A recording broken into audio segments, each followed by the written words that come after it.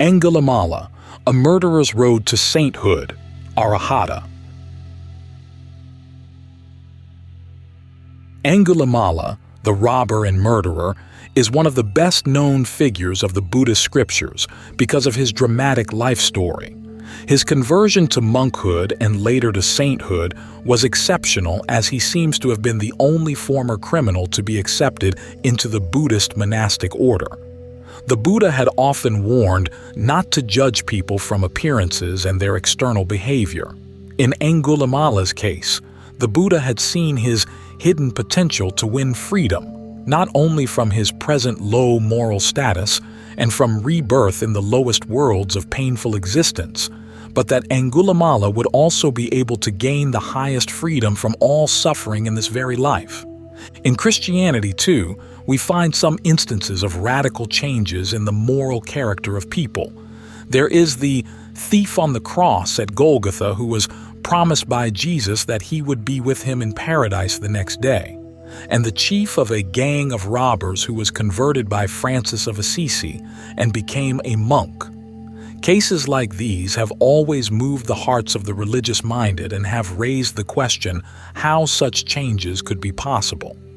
Angulimala's story might give an answer to these questions. At the Buddha's time, at the court of King Pasenadi of Kosala, there was a learned Brahmin called Bhagavagga who held the office of a royal chaplain and was thus one of the kingdom's highest dignitaries. One night his wife, Mantani, gave birth to a son. Soon afterwards, the father cast the boy's horoscope and to his consternation found that his son was born under the robber constellation of the planets. This indicated that the boy would have within him a tendency to commit robbery. One can well imagine what the father must have felt when confronted with that shocking and unexpected revelation. On the day of the child's birth, there was another disquieting event. All weapons and armory in the city of Savatthi had suddenly begun to sparkle. In the morning, the Brahmin went to the palace as usual and asked the king how he had slept. "How could I have slept well?" replied the king. "I woke up in the night and saw that my auspicious weapons lying at the end of my bed were in bright sparkle, so I was afraid and perturbed. Should this mean danger to the kingdom or my life?" The Brahmin said, "Do not have any fear, O king. The same strange thing happened in the entire city, and it does not concern you. Last night my wife bore me a son, and unfortunately his horoscope had the robber constellation. This must have caused the weapons to sparkle. Will he be a lone robber or the chief of a gang?" "He will do it alone, Your Majesty. What if we were to kill him now and prevent future misdeeds?" "As he would be a loner, O teacher, let him be raised and properly educated. Then, perhaps, he may lose his evil propensities." To further this aim, the boy was called Ahimsaka, which means harmless. When he grew up, he was quite well behaved and unusually strong in body, but he was also studious and intelligent. So his parents had good reason to think that any evil dispositions in their son had been removed by a good education and by the religious atmosphere of the home. This made them, of course, very happy. In due course, his father sent Ahimsaka for his traditional studies to Taxila, the ancient and famous university of India. He was accepted by the foremost teacher of that seat of learning, and he continued to be so studious that he surpassed all his fellow students. He also served his teacher so faithfully and humbly, was of so pleasant speech and conduct that he soon became his teacher's favorite. He even received his food from his teacher's family, and this made his fellow students very jealous. Since that young Ahimsaka came, we are almost forgotten. We must put a stop to it and cause a break between him and the teacher. The well-tried way of calumny was not easy, as neither Ahimsaka's studiousness nor his conduct and noble ancestry gave an opening for denigrating him. We have to alienate the teacher from him and thus cause a break, they thought. and so they decided that 3 groups of people should approach the teacher at intervals. The first group of pupils went to the teacher and said, "Some talk is being heard around the house." "What is it, my dear?" "We believe it is about Ahimsaka plotting against you." Hearing this, the teacher became excited and scolded them. "Get away, you miserable lot! Do not try to cause dissension between me and my son." After some time, the second set of pupils spoke to him in a similar way. So also a third group, which added, "If our teacher does not trust us, he may examine it himself and find out."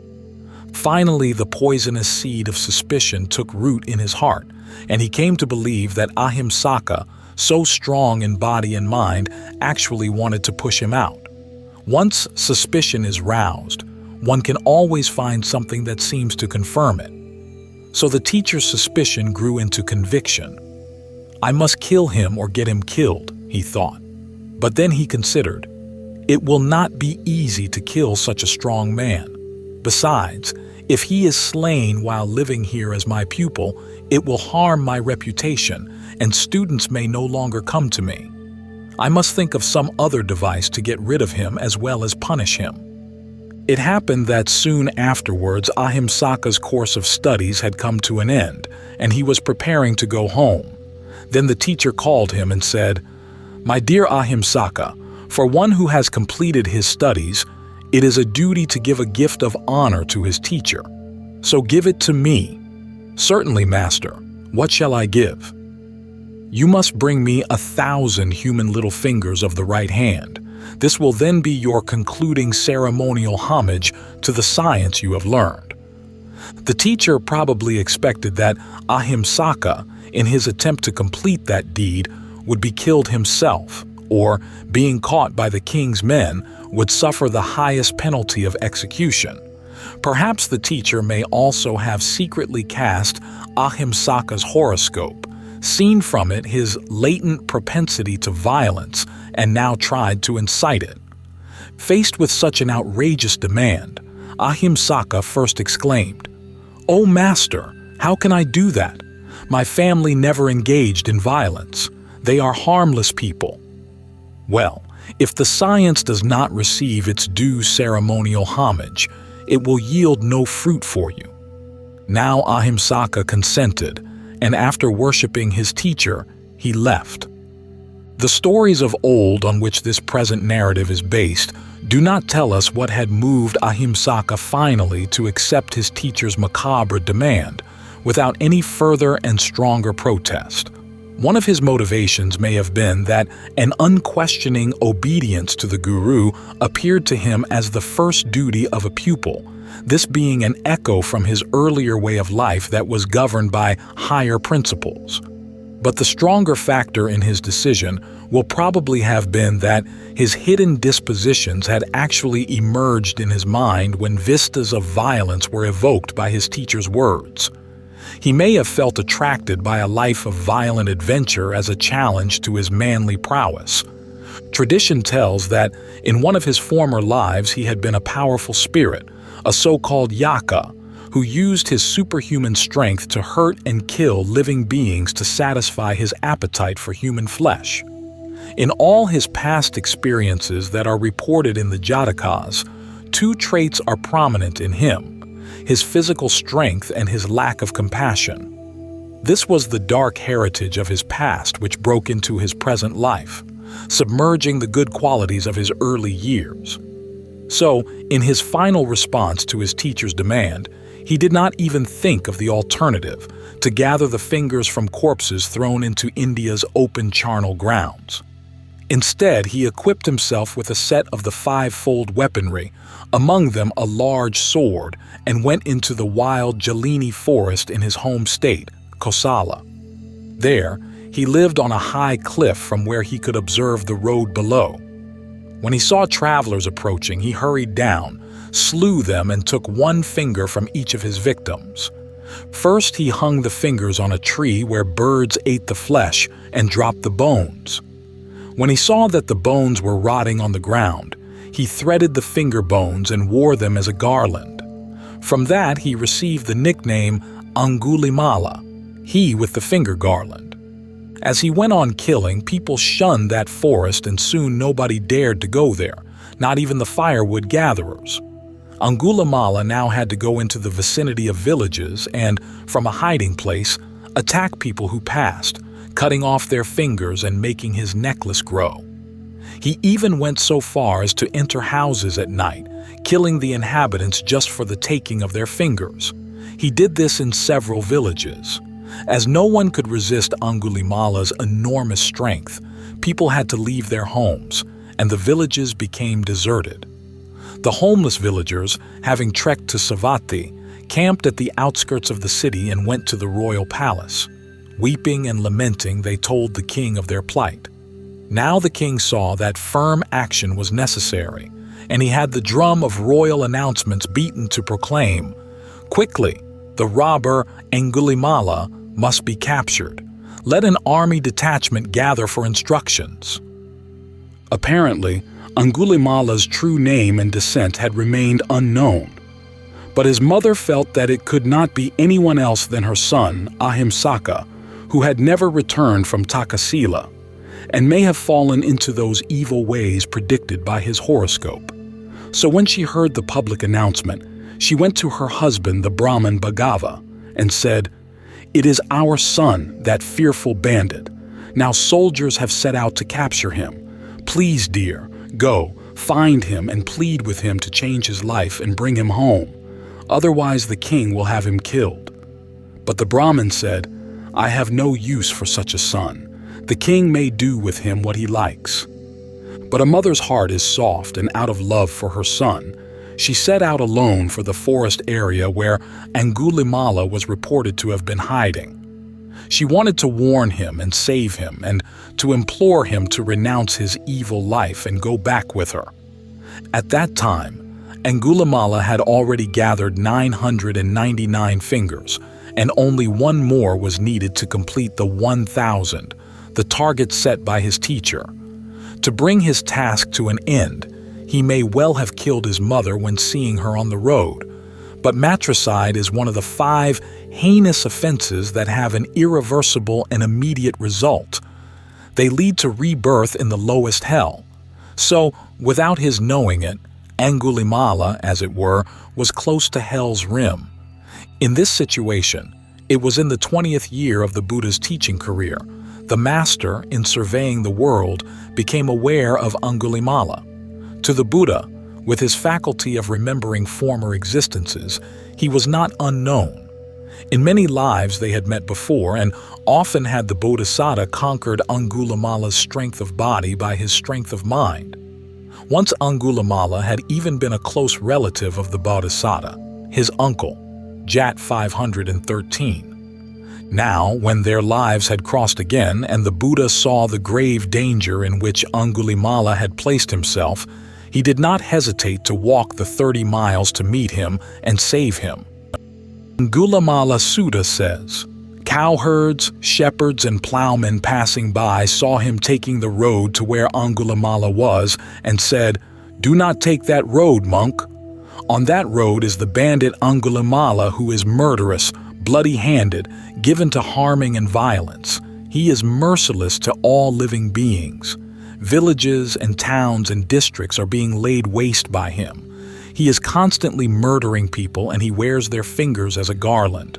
Men have come along this road in groups of 10, 20, 30, and even 40 from time to time, but still they have fallen into Angulimala's hands." When this was said, the Blessed One went on in silence. For a second and a third time, those people warned him.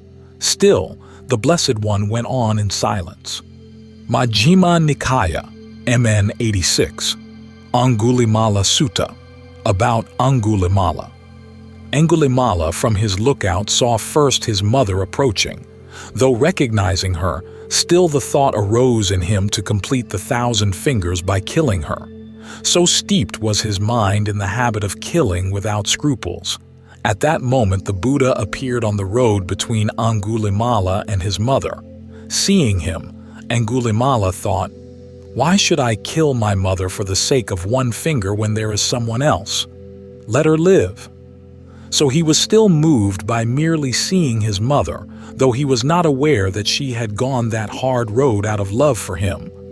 To forsake getting his mother's finger was, of course, made easier for him when he saw another figure, that of a monk, approach. He did not know, however, that it was a similar offense against the most sacred in life to kill an ascetic, a monk.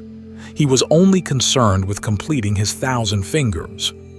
The Sutta says, "Now Angulimala took up his sword and shield and buckled on his bow and quiver, and he followed behind the Blessed One.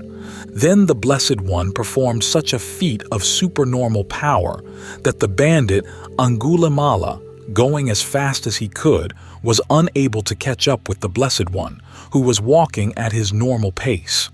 Then he thought, 'It is marvelous. Formerly I caught up with even a galloping elephant and seized it. I caught up with even a galloping horse and seized it. I caught up with even a galloping chariot and seized it. I caught up with even a galloping deer and seized it. But yet, though I am going as fast as I can, I am unable to catch up with this monk who is walking at his normal pace.' He stopped and called, 'Stop, monk! Stop, monk!' 'I have stopped, Angulimala. Do you stop too?' Then the bandit Angulimala thought, 'These monks, followers of the Sakya Scion, speak truth, assert truth. But though this monk is walking, yet he says, "I have stopped, Angulimala. Do you stop too?" Suppose I question the monk?' Then he addressed the Blessed One in stanzas thus, 'While you are walking, monk, you tell me you have stopped. But now, when I have stopped, you say, I have not stopped. I ask you now, O monk, what is the meaning of it? How is it you have stopped and I have not?' The Blessed One: 'Angulimala, I have stopped forever, forswearing violence to every living being. But you have no restraint towards things that breathe. So that is why I have stopped and you have not.' When Angulimala heard these words, a second and greater change of heart came over him. He felt as if the current of his suppressed nobler and purer urges had broken through the dam of hardened cruelty that had been built up through habituation in all those last years of his life. Angulimala felt now deeply moved by the appearance and the words of the Buddha. Angulimala's response and what followed is again tersely told in the Sutta. 'Oh, at long last a sage revered by me, this monk, has now appeared in the great forest. Indeed, I will for sure renounce all evil, hearing your stanzas showing the Dhamma.' So saying, the bandit took his sword and weapons, and flung them in a gaping chasm's pit. The bandit worshipped the Sublime One's feet, and then and there asked for the going forth. The Enlightened One, the sage of great compassion, the teacher of the world with all its gods, addressed him with these words, 'Come, bhikkhu.'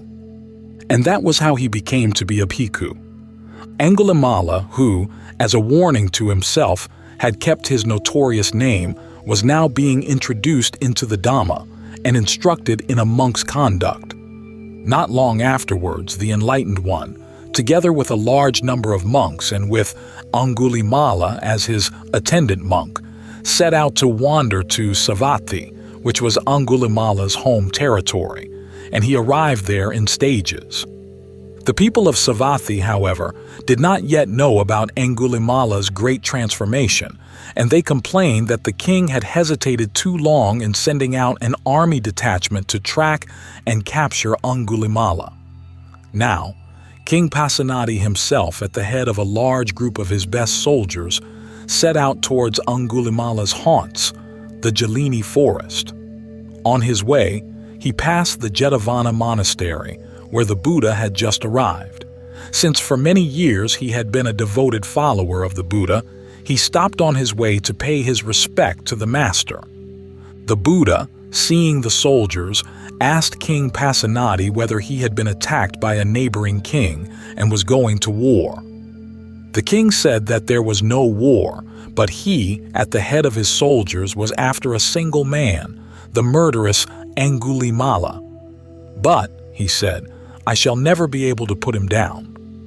Then the Exalted One said, "But, great king, if you were to see Angulimala with shaven head and beard, clad in the yellow robe, gone forth from the home life into homelessness, and that he was abstaining from killing living beings, from taking that which is not given, and from false speech, and eating only one time of day, he was living the life of purity in virtue and noble conduct. If you saw him thus, how would you treat him? Venerable sir, we should pay homage to him, invite him to accept the 4 requisites of a monk, and should arrange for his protection. But how could such an unvirtuous person of evil character have such virtue and restraint?" Then the master extended his right arm and said, "Here, great king, this is Angulimala." The king was now greatly alarmed and fearful, and his hair stood on end. He had entirely lost his composure, so terrifying was Angulimala's reputation. But the Buddha said, "Do not be afraid, great king. There is nothing for you to fear." When the king had regained his composure, he went over to the venerable Angulimala and asked him for the clan name of his father and mother. On hearing that his father was a Gaga by clan and his mother a Mantani, he was greatly surprised to find that this Angulimala was not a person unknown to him, that he had known him as the son of his royal chaplain, and he remembered well the strange circumstances of his birth. It moved him deeply that the Buddha had been able to turn this cruel man into a gentle member of his order. The king had asked for Angulimala's descent because he thought it unbefitting to address the monk by the name that was derived from his cruel deeds. The king now offered to support the noble Gaga Mantaniputa with all the monk's requisites, that is, robes, food, shelter, and medicine. But Angulimala had taken upon himself 3 of the strict ascetic observances, Dutanga. He was a forest dweller, lived on gathered alms food only, and was a refuse rag wearer, restricting himself to one set of 3 robes. Hence he replied, "I have enough, great king. My triple robe is complete." Then King Pasenadi turned again to the Buddha and exclaimed, "It is wonderful, venerable sir. It is marvelous how the Blessed One subdues the unsubdued, pacifies the unpeaceful, calms the uncalm. Him whom we could not subdue with punishments and weapons, the Blessed One has subdued without punishment and weapon." But it happened that, as soon as Angulimala had taken up going on alms round, people fearfully ran from him and closed their doors. So it was in the outskirts of Savatthi where Angulimala had gone first, and it was the same in the city where Angulimala had hoped he would not be conspicuous. He could not get even a spoonful of food or a ladle of gruel during his alms round. The Vinaya, Book of Discipline records, Mahavagga 141, that some people seeing Angulimala in robes resented it and said, "How can these recluses, the monks of the Sakya Sion, ordain a notorious criminal?" Monks who heard this told it to the Buddha, who then proclaimed the rule, "Monks, a notorious criminal should not be ordained. He who does ordain such a one commits an offense of wrongdoing, dukkata." There are similar cautions in the same section of the book. The Buddha knew well that, though he himself was able to perceive any existent potential for good in a criminal, those after him might not have that capacity, nor the authority to carry out whatever they understood. An acceptance of former criminals might also cause problems to the order, if misused as a safe shelter by unrepenting criminals who wanted to escape arrest and punishment. In response to that new rule, some people may have changed their attitude and gave alms to Angulimala when he stood before their door. Yet there was still a mood of hostility against him with most of the people, and Angulimala realized the futility of making alms round in his hometown. Still, dutifully, he continued. Once, when going for alms, he saw or heard a woman in travail who was having much difficulty in bringing forth her child. At that, compassion arose in him, and he thought, How much do beings suffer? How much do they suffer? On his return to the monastery, he told this to the master, who said, "In that case, Angulimala, go into Savatthi and say to that woman, 'Sister, since I was born, I have never purposely deprived a living being of life. By that truth, may you and the infant be safe.'" Venerable sir, by telling that, should I not knowingly speak a falsehood? For many living beings have been purposely deprived of life by me. Then, Angulimala, say to that woman, "Sister, since I was born with the noble birth, I have never purposely deprived a living being of life. By this truth may you and the infant be safe." Angulimala's noble birth, or spiritual rebirth, began with his ordination as a monk and culminated in his attainment of sainthood. Angulimala had it announced to that woman that he would be coming. People there put up a curtain in the woman's room, and on the other side of the curtain a chair was placed on which the monk was to sit. Now, Angulimala, having arrived at the woman's house, made the asseveration of truth as Buddha had told him, and there was soon a safe delivery for mother and child. Thus, he who had destroyed so many lives was able to give life and well-being to others. For that reason, this episode must have deeply moved him.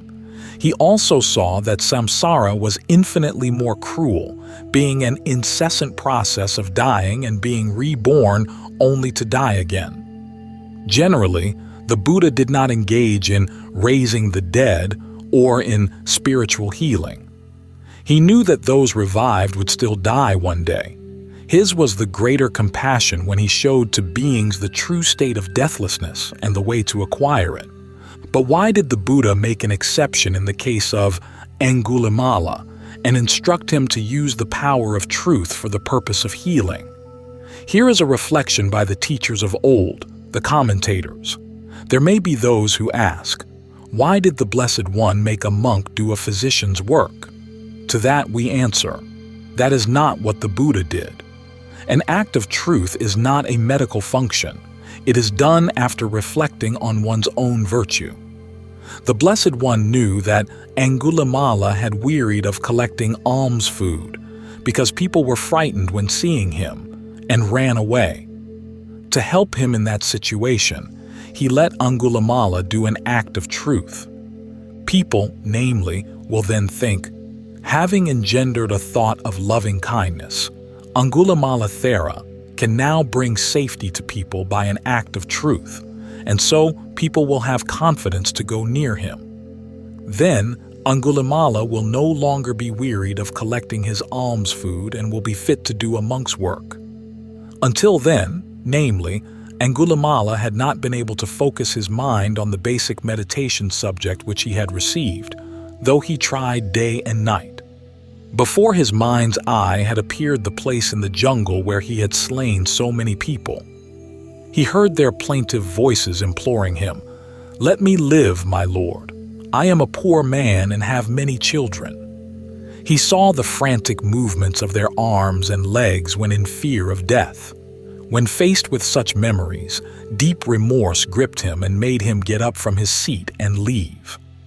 Therefore, the Blessed One let him make that act of truth about his noble birth, expecting that Angulimala would then take his birth as something uncommon and, strengthening his insight, vipassana, would attain to sainthood. So it was for these reasons that the Buddha made an exception by asking Angulimala to perform that act of truth. And for these two reasons, too, that episode proved to be of great help to Angulimala. For that help, Angulimala showed gratitude to his master in the best way possible, by perfecting the task set by the Buddha, the attainment of sainthood, arahatta. It is said in the sutta, dwelling alone, withdrawn, diligent, ardent, and self-controlled, the venerable Angulimala, by realization himself here and now entered upon and abided in that supreme goal of the holy life for the sake of which noble sons rightly go forth from the home life into homelessness.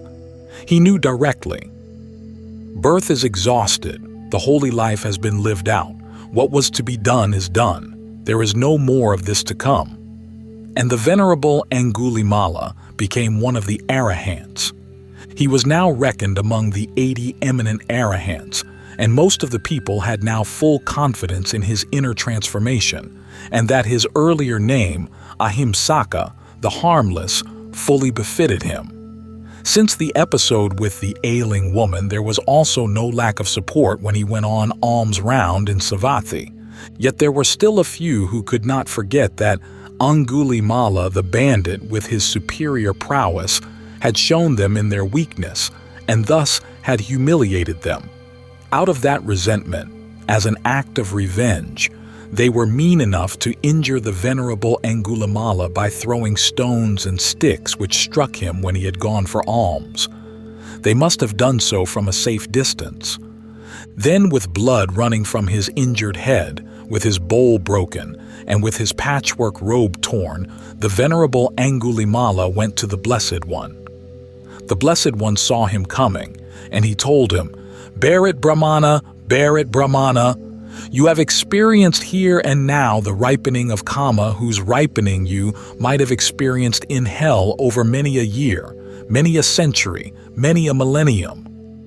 Being a saint, his mind and heart were firm and invulnerable.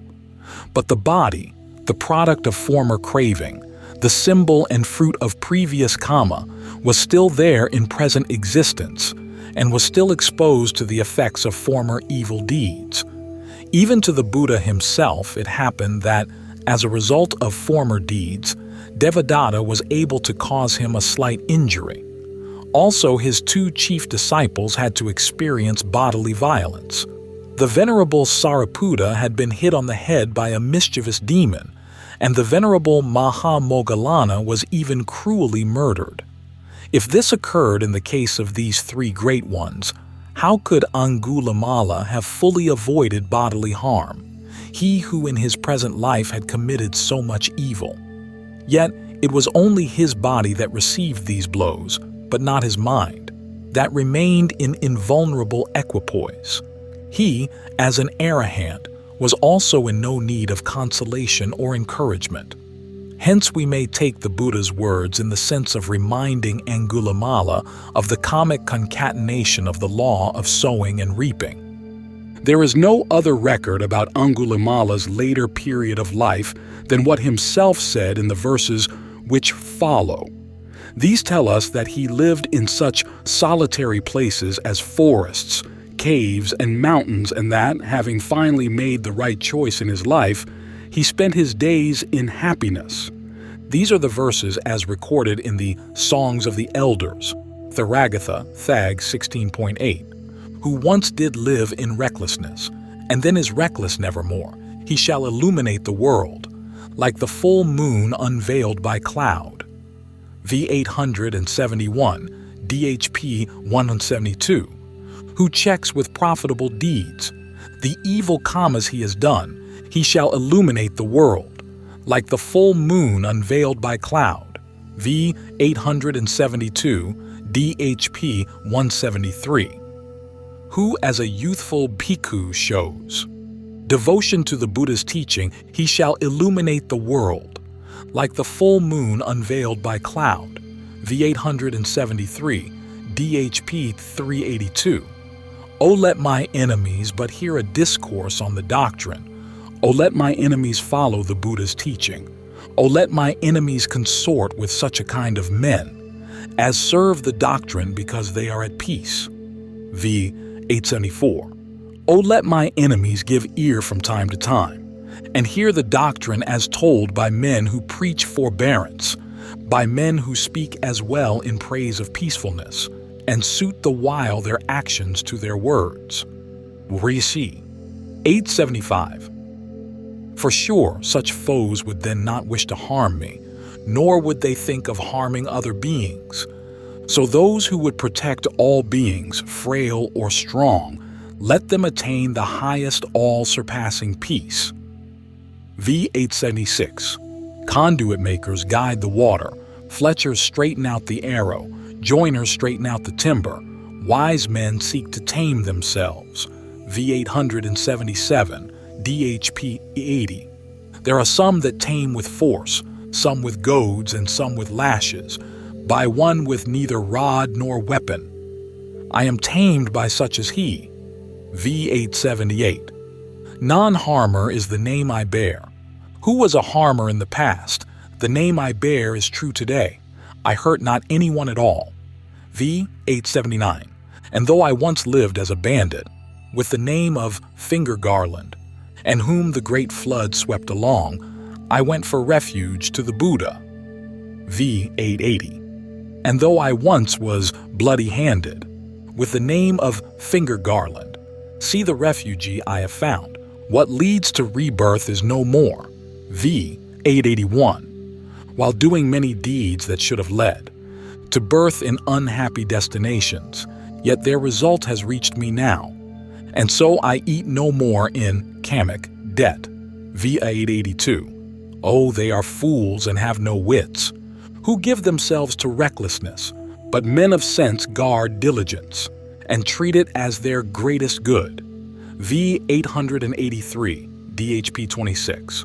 Oh, give not way to recklessness, nor harbor love of sense desires, but diligently meditate, so as to reach the perfect bliss. V884, DHP 27. It was well gotten, and it did not fail me. Not ill-advised, I have made that choice. Of all the multifarious doctrines, it is the best that I obtained. V885. It was well gotten, and it did not fail me. Not ill-advised, I have made that choice. The three great knowledges I gained, and all the Buddha's bidding has been done. V886. I stayed in forests at the root of a tree, in mountain caves, but with an agitated heart. V887. But now I rest and rise in happiness, and happily I spend my life. For now I am free of Mara's snares. Oh, for the pity shown me by the Master. V888. A Brahmin was I by descent, on both sides high and purely born. Today I am the Master's son. My teacher is the Dhamma King. V889. Free of craving, without grasping, with guarded senses well restrained, spewed forth have I the root of misery. The end of all taints have I attained. V890. The Master has been served by me full well, and all the Buddha's bidding has been done. The heavy load was finally laid down. What leads to new becoming is cut off. V891.